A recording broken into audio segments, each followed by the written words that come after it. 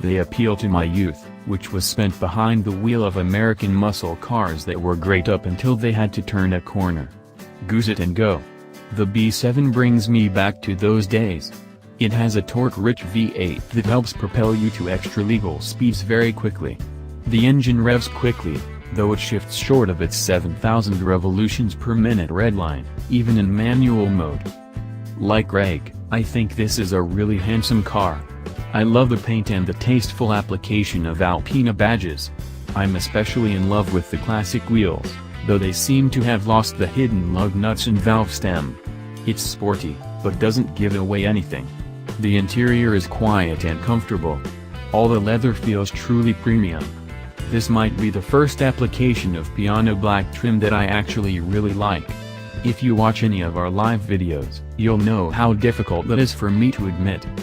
I also have the same problem with the B7 that Greg does, the M760i and its silky smooth V12. BMW makes some wonderful inline-six engines, and the V12 is essentially two of them connected with a common crankshaft. It sings a truly glorious song that outshines the Alpina's V8. It's slightly slower and slightly more expensive, but it also feels just a little more special. All that said, I think I'd take the Mercedes-AMG S63 over both.